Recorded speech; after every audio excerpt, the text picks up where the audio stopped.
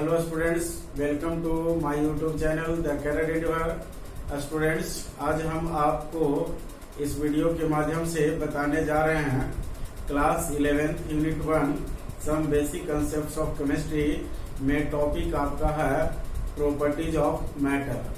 तो properties of matter में हम लोग देखेंगे physical properties and chemical properties के बारे में। इसके बाद इसी में हम लोग पढ़ेंगे फिजिकल क्वांटिटी क्या होता है और फिजिकल क्वांटिटी को मेजर करने के लिए स्टैंडर्ड की आवश्यकता होती है। उस स्टैंडर्ड को हम यूनिट कहते हैं।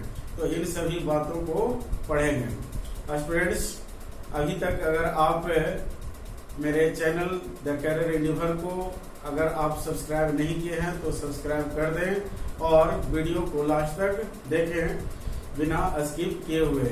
तो स्टूडेंट्स, हम लोग देखते हैं कि आपको प्रॉपर्टीज ऑफ मैटर होता क्या है। तो ध्यान रहे, दुनिया में कोई भी ऐसा सबस्टांस नहीं है जिसका कोई अपना प्रॉपर्टीज जो है यूनिक न हो। दैट मीन्स आप कह सकते हैं कि प्रत्येक जो सबस्टांस होते हैं जो नेचर में पाए जाते हैं उनकी अपनी यूनिक प्रॉपर्टीज होती है। और ये जो यूनिक प्रॉपर्टीज है उसको हम लोग दो तरह से ऑब्जर्व करते हैं। एक प्रॉपर्टी जो होता है उसको हम फिजिकल प्रॉपर्टीज ऑफ मैटर कहते हैं और दूसरा जो प्रॉपर्टीज होता है उसको हम लोग केमिकल प्रॉपर्टीज ऑफ मैटर कहते हैं। अब सवाल उठता है कि फिजिकल प्रॉपर्टीज ऑफ मैटर क्या है। तो देखें आप, फिजिकल प्रॉपर्टीज ऑफ मैटर, तो properties of matter which can be observed और measured without changing in the identity and composition of matter.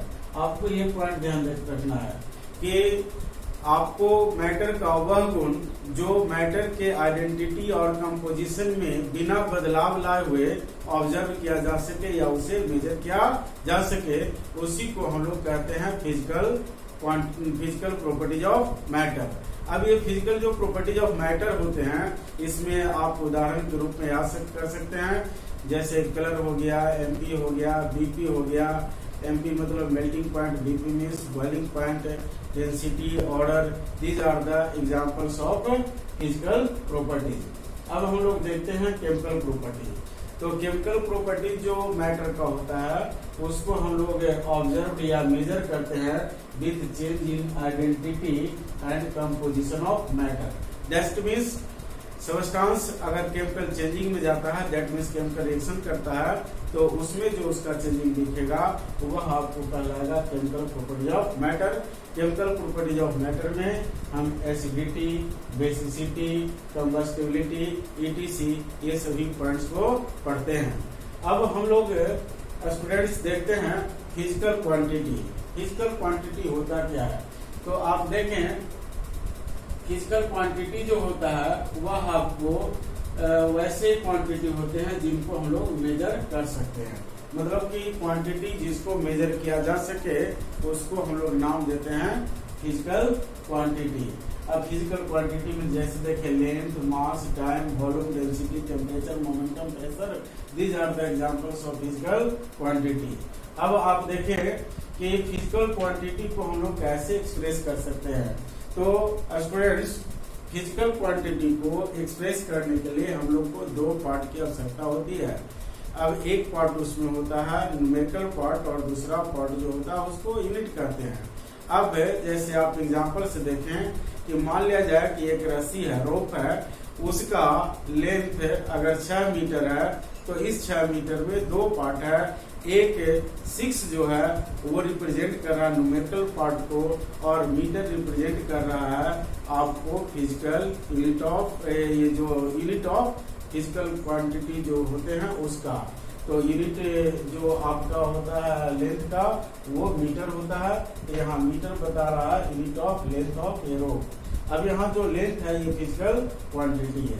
अब आप दूसरा देखें, अगर हम लिखे कि mass of an object is 10 kg, अगर एक ऑब्जेक्ट है उसका मास 10 kg है तो इसमें जो 10 है वो 10 न्यूमेरिकल पार्ट को इंडिकेट कर रहा है और ये जो केजी है ये बता रहा है कि जो फिजिकल क्वांटिटी मास है उसका यूनिट केजी है। तो ये आप अभी देखें दो पॉइंट्स के बारे में, आप एक प्रॉपर्टीज ऑफ मैटर के बारे में और दूसरा फिजिकल क्वांटिटी के बारे में। तो हम लोग देखते हैं यूनिट ऑफ फिजिकल क्वांटिटी। तो फिजिकल क्वांटिटी का यूनिट जो होता है उसका मतलब आप क्या समझते हैं? तो यूनिट जो होता है ये स्टैंडर्ड होते हैं जो यूज होता है टू मेजर फिजिकल क्वांटिटी। तो ध्यान में रखना है कि फिजिकल क्वांटिटी को मेजर करने के लिए जो स्टैंडर्ड की आवश्यकता होती है उस स्टैंडर्ड को ही हम लोग यूनिट के नाम से जानते हैं। अब जो यूनिट जो होता है फिजिकल क्वांटिटी को उसको अलग अलग सिस्टम में मेजर किया जाता है। जैसे आप देखें सीजीएस सिस्टम, दूसरा है एफपीएस सिस्टम और तीसरा है एमटीएस सिस्टम, जिसको मॉडिफाइड फॉर्म हम लोग एसआई सिस्टम कहते हैं। अब ये जो सी है, सी का मतलब होता है सेंटीमीटर, जी मीन्स ग्राम और इस मतलब सेकंड, मतलब सेंटीमीटर ग्राम सेकंड सिस्टम। तो ये ध्यान में रखना है कि ये जो सी है सेंटीमीटर वो लेंथ के लिए, जी है जो मास के लिए और एस जो है यूनिट यूज होता है टाइम के लिए।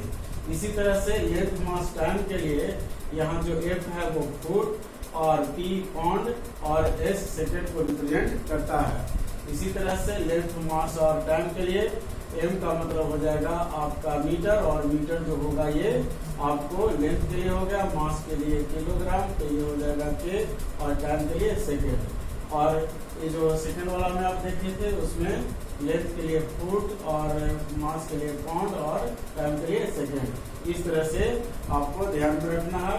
विशेष आप इसके बारे में पढ़ेंगे फिजिक्स में, यूनिट एंड डायमेंशन में। नेक्स्ट हम लोग देखते हैं basic physical quantities and their units. तो बेसिक फिजिकल क्वांटिटीज को हम लोग फंडामेंटल क्वांटिटीज भी कहते हैं और फंडामेंटल क्वांटिटीज की सहायता से ही डिराइव्ड जो फिजिकल क्वांटिटी होते हैं उसको प्राप्त किया जाता है और उसके यूनिट को भी प्राप्त किया जाता है। तो यहाँ हम लोग देखते हैं कुछ बेसिक या फंडामेंटल फिजिकल क्वांटिटी हैं, उसके सिंबल क्या होंगे, उसका यूनिट क्या होगा और यूनिट का सिंबल क्या होगा। तो देखें लेंथ के लिए जो सिंबल होगा क्वांटिटी का वो एल, ऐसा unit meter, symbol small M. Mass के लिए ये जो सिंबल होगा स्मॉल एम, इसका यूनिट ऐसा ही होगा किलोग्राम और ऐसा यूनिट जो किलोग्राम का होगा सिंबल वो आपका केजी। उसी तरह से टाइम को स्मॉल टी से, सेकंड होगा इसका यूनिट और एस इसका सिंबल होगा सेकंड का। अब देखें इलेक्ट्रिक करंट, इसका जो सिंबल होगा आई, इसका ऐसा यूनिट होता है एम्पियर, एम्पियर को यहाँ हम लोग लिखेंगे कैपिटल ए से। टेम्परेचर जिसको कि हम लोग थर्मोडायनेमिक टेम्परेचर भी कहते हैं, इसका जो सिंबल हो गया टी होगा कैपिटल टी, ऐसा यूनिट होगा इसका केल्विन और सिंबल केल्विन का होगा के। इस तरह से ल्यूमिनस इंटेंसिटी, इसका जो सिंबल होता है आई वी और ये आपका हो गया कैंडेला, इसका ऐसा यूनिट और कैंडेला का जो सिंबल होगा शॉर्ट फॉर्म वो सीडी। इस तरह से आप देखें अमाउंट ऑफ सब्सटेंस, इसका सिंबल होता है एम और अमाउंट ऑफ सब्सटेंस का ऐसा यूनिट होता है मोल, ऐसा यूनिट होता है मोल। और अगर उसको सिंबलाइज करके लिखना होता है एम लिखते हैं, ये हटा देते हैं। तो ध्यान में रखना ये फिजिकल क्वांटिटी जो बेसिक है और उसके यूनिट को। अब ध्यान में रखना है स्टूडेंट्स कि जब हम लोग एसआई सिस्टम का यूज करते हैं तो उसमें कुछ प्रीफिक्स को याद रखना जरूरी होता है जो कि यूनिट को इंडिकेट करता है उसके मल्टीपल्स और सब मल्टीपल्स के रूप में।